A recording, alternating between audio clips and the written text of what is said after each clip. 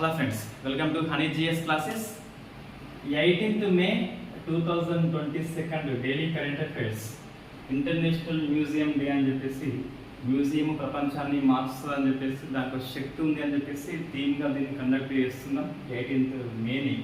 So first చూస్తే Ujjal Bhuyan very important అండి. So Ujjal Bhuyan ఎవరంటే తెలంగాణ హైకోర్టు యొక్క చీఫ్ జస్టిస్గా ఎలవేట్ చేస్తుంది సుప్రీంకోర్టు కొలీజియం అని చెప్పేసి. ఈయన తెలంగాణ హైకోర్టులో పనిచేస్తున్నాడు. ప్రజెంట్ చీఫ్ జస్టిస్ ఎవరు అంటే సతీష్ చంద్ర. సుప్రీంకోర్టు కొలీజియం 1+4 ఉంటుంది. సిఫార్సు రాష్ట్రపతికి చేసింది. ప్రజెంట్ పనిచేస్తున్న చీఫ్ జస్టిస్ ని ఢిల్లీ హైకోర్టుకి ట్రాన్స్ఫర్ చేయమని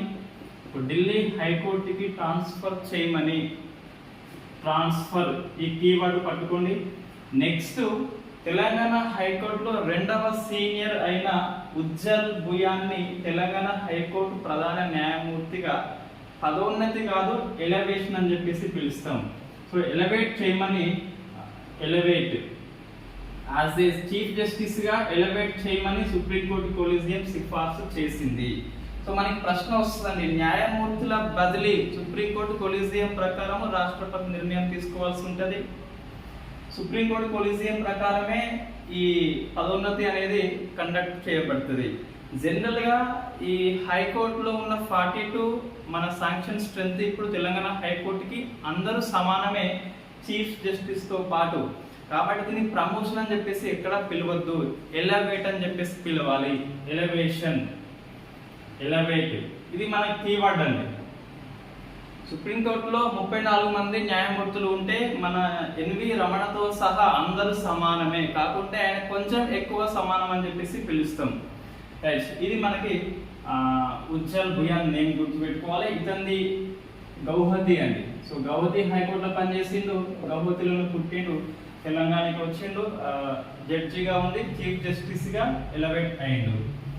సెకండ్ది ఇది ఫేమస్ కేసు, ఈ రోజు తీర్పు వచ్చింది. సో పిరా రివాలన్ కేసు అని చెప్పేసి. ఈ పిరా రివాలన్ ఎవరంటే మన రాజీవ్ గాంధీ హత్య కేసులో దోషి. సో ఇది మనకి రాష్ట్రపతి 72 ఆర్టికల్ ప్రకారం క్షమాభిక్ష అధికారము వర్సెస్ గవర్నర్ కి 161 అని చెప్పేసి ఈ సుప్రీంకోర్టులో కేసు అనేది నడిచింది ఇన్ని రోజులు. ఇతనికి క్షమాభిక్ష ప్రసాదించమని చెప్పేసి తమిళనాడు క్యాబినెట్ అనేది నిర్ణయం తీసుకొని గవర్నర్ కి పంపితే గవర్నర్ కు లేని అధికారాన్ని చెలాయించి రాష్ట్రపతి సిఫార్సు చేస్తే సుప్రీంకోర్టు ఈ రోజు కొట్టి పడేసింది. 142 ఆర్టికల్ మనకి వెరీ ఇంపార్టెంట్ అండి. సో 142 ఆర్టికల్ ప్రకారము సుప్రీంకోర్టుకి ప్రత్యేకమైన అధికారం సంక్రమిస్తుంది. Unlimited powers for complete justice అని చెప్పేసి ఈ ఆర్టికల్ పేర్కొంటది. ఒక కేసులో సంపూర్ణ న్యాయం చేయాలని చెప్పేసి సుప్రీంకోర్టు భావిస్తే ప్రత్యేకమైన అధికారం వస్తుంది. కాబట్టి ఆ అధికారాన్ని ఉపయోగించుకొని 142 ఆర్టికల్ని ఉపయోగించుకొని పిరా రివాలన్ని బయటకి విడుదల చేసింది సుప్రీంకోర్టు. సో మనకి 142 ఆర్టికల్ ఇటీవల అయోధ్య కేసులో కూడా సుప్రీంకోర్టు అనేది వాడింది. ఈ ఆర్టికల్ ఏమని చెప్తుందంటే సుప్రీంకోర్టుకి కొన్ని ప్రత్యేకమైన కేసుల్లో ప్రత్యేకమైన అధికారం సంక్రమిస్తుంది సంపూర్ణ న్యాయం కోసము. రైట్, ఇది ఒకటి మీరు దృష్టిలో పెట్టుకోండి. మరూరం కేసు ప్రకారము గవర్నరు విచక్షణ అధికారం ఉండదు. క్షమాభిక్ష పిటిషన్ మీద క్యాబినెట్ ప్రకారం నిర్ణయం తీసుకోవాల్సి ఉంటది. సో ఇక్కడ ఆయన పాటించలే కాబట్టి 142 ఆర్టికల్ వాడేసింది. సో వెరీ ఇంపార్టెంట్ ఇష్యూ అండి. ఇండియన్ పాలిటీలో వార్తల్లో ఉన్న ఆర్టికల్స్ లో ఇది ఒకానొక ఆర్టికల్ 142 అని చెప్పేసి. So next Anil Baijal, Delhi lieutenant governor, 20వ ఢిల్లీ లెఫ్టినెంట్ గవర్నర్. ఇతను తన రాజీనామాని కారణాలు ప్రత్యేకంగా ఏం చెప్పలేదు. ఢిల్లీ లెఫ్టినెంట్ గవర్నర్ తన రాజీనామాని రాష్ట్రపతికి పంపాడు, అది మైండ్ లో పెట్టుకోండి.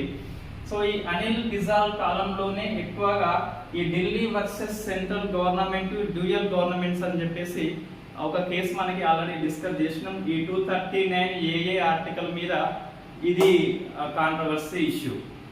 కాబట్టి so Anil Baijal Delhi lieutenant governor రాజీనామా అని చెప్పేసి దృష్టిలో పెట్టుకోండి. రైట్. నెక్స్ట్ కాంట్రవర్సీ ఇష్యూలు మనకి రెండు ఉన్నాయి, రెండు టెంపుల్స్ ఉన్నాయి. ఒకటేమో పూరి జగన్నాథ ఆలయము, ఇంకోటేమో జ్ఞానవాపి మసీదులో శివలింగం దొరికింది అని చెప్పేసి రెండు మనకి కాంట్రవర్సీ టెంపుల్ విషయంలో. సో ఫస్ట్ ఏంటి అంటే పూరి హెరిటేజ్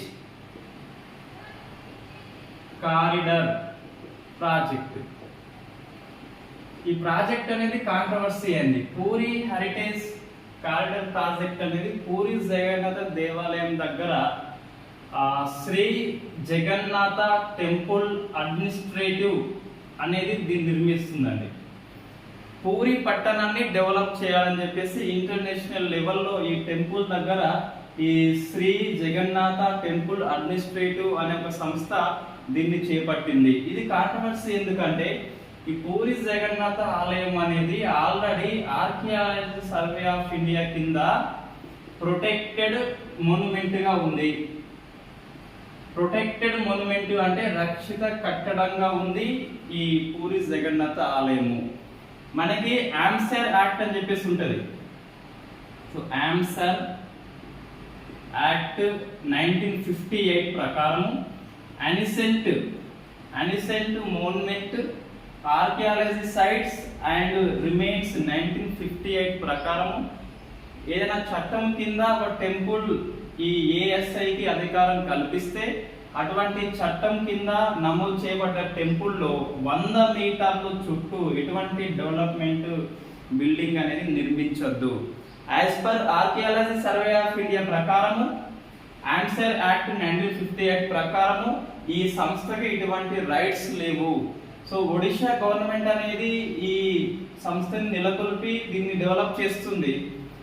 ఈ సర్వే ఆఫ్ ఇండియా అనేది వద్దు అని చెప్పేసి అంటుంది. సో మనకి ప్రశ్న వస్తుంది, ఆన్సర్ యాక్ట్ అని చెప్పేసి వస్తుంది, లేకుంటే పూరి జగన్నాథ ఆలయం ఎక్కడ ఉంది అంటే భువనేశ్వర్ లోని పూరి పట్టణంలో ఉంది, ఒడిషా రాష్ట్రంలో. సో వార్తల్లో ఉన్న ఒక టెంపుల్ అది.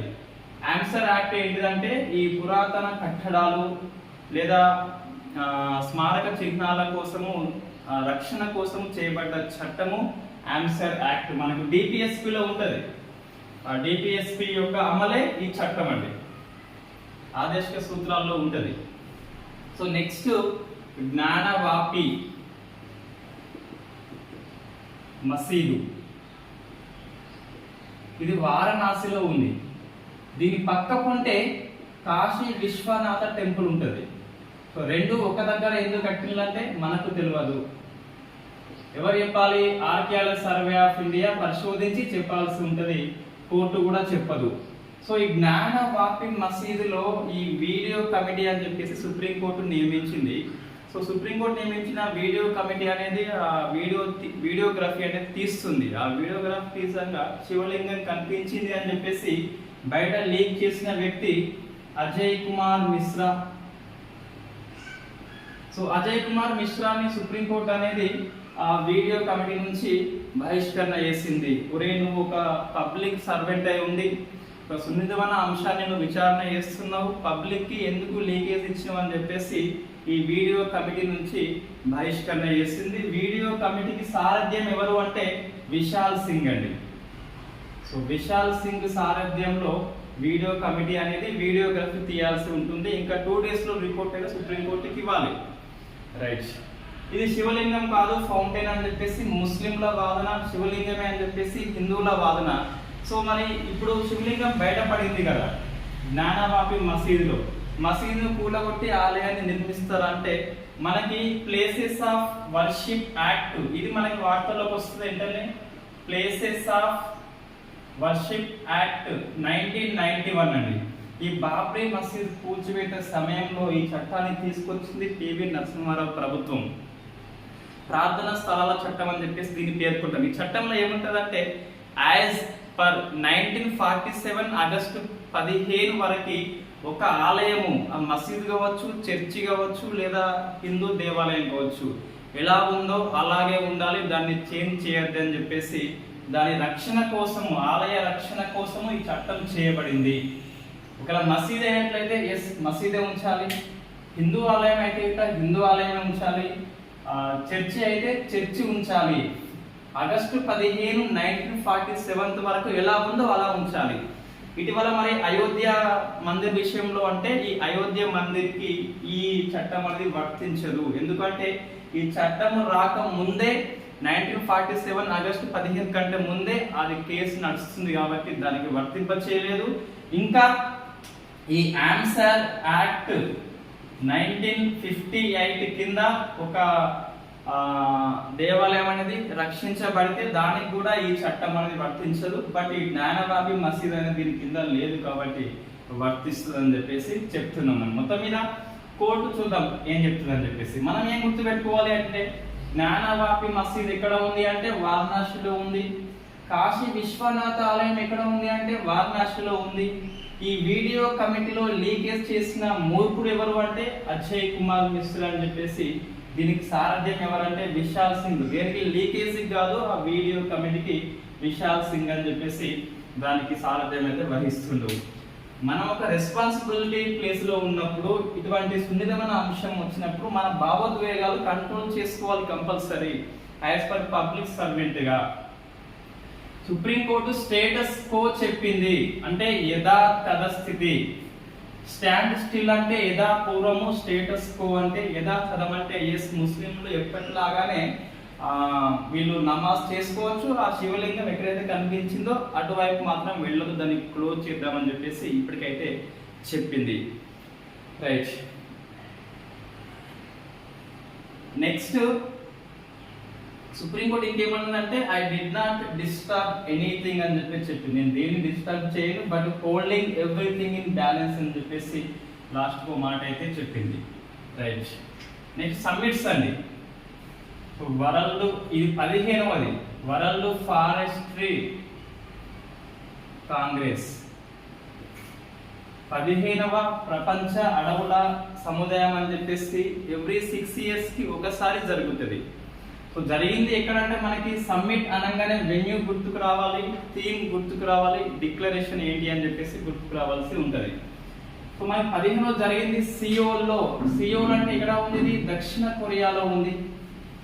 దక్షిణ కొరియాలో మనకి వార్తల్లో ఉంది. దక్షిణ కొరియా నూతన అధ్యక్షుడు ఎవరంటే సుకుయోల్. సుకుయోల్, ఇది సియోల్ ఈజీగా మనకి గుర్తుకు వస్తుంది. రైట్, ఏంటిది ఇప్పుడు ఇది సమ్మిట్ జరిగింది. ఇక్కడ థీమ్ ఏంటి అంటే సో ఫారెస్ట్ ఏదైతే ఉందో బిల్డింగ్ ఫారెస్ట్ అంటే మనం అడవులు నిర్మించాలి, గ్రీన్ అడవులు అండ్ హెల్తీ అడవులు.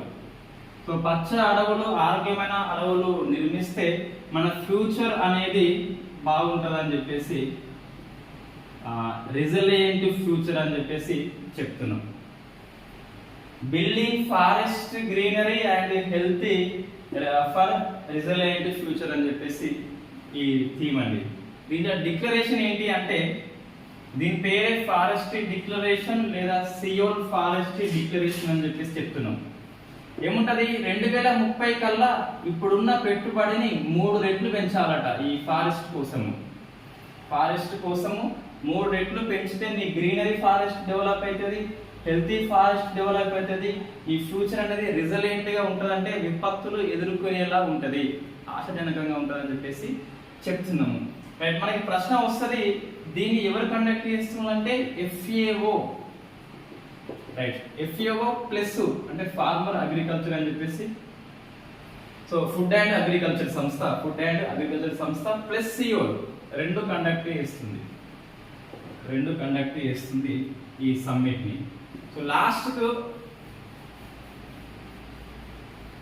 సో 5G అండి మనకి ఇది వార్తల్లో ఉంది. ఈ 5G బెడ్ అని చెప్పేసి ప్లస్ ట్రాయ్ యొక్క 25 years అనేది నిన్న మోడీ కండక్ట్ చేస్తాడు. మనం పేపర్లో అలా రాస్తున్నాం మేము. రైట్, ఈ 5G అనేది ఏంటి మనకంటే ఇండియా యొక్క ఓన్ 5G అండి. ఇది own 5G network, telecommunication network అని చెప్పేసి పిలుస్తాం. ఇండియా యొక్క సొంత 5G. సో దీన్ని ఎవరు నిర్మించాలంటే IIT హైదరాబాద్ మనం గుర్తుపెట్టుకోవాలి. ఇంకోటి IIT Madras centre for excellence in wireless connection అని చెప్పేసి 3 సంస్థలు సంయుక్తంగా ఇండియా యొక్క ఓన్ 5Gని రూపొందించినాయి 5GI అని చెప్పేసి.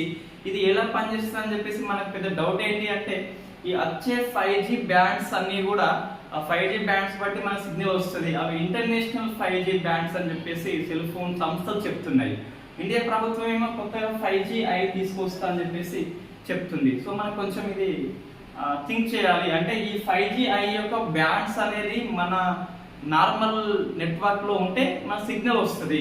సో అది మనకి మిగతా అంశాలు నేను PDF లో ఇస్తా, అవి ఫ్యాక్ట్ బిట్స్ అండి. ఈ ఫ్రాన్స్ లోని కేన్స్ చలనచిత్ర ఉత్సవానికి ఇండియా గౌరవ అతిథి అని చెప్పేసి అందులో మమే ఖాన్ ఈ రెడ్ కార్పెట్ ని ఫస్ట్ టైం ఇండియా వ్యక్తి స్టార్ట్ చేస్తున్నాడు. జానపద కళాకారుడు మమే ఖాన్ అని చెప్పేసి రాజస్థాన్ లో ఈ పక్షుల లెక్కింపు జరిగింది. దీనిలో ఫస్ట్ వస్తుంది ఉత్తరాఖండ్ అని చెప్పేసి, ఫస్ట్ ప్లేస్ ఎక్కువ పక్షులు ఉన్నది ఉత్తరాఖండ్ అని చెప్పేసి అది ఒక ఫ్యాక్ట్ బిట్ మనకి. సో ఇటువంటి బిట్స్ కొన్ని ఉన్నాయి, అవి ఈజీగా అర్థమవుతాయి. PDF చూడండి. Thank you very much.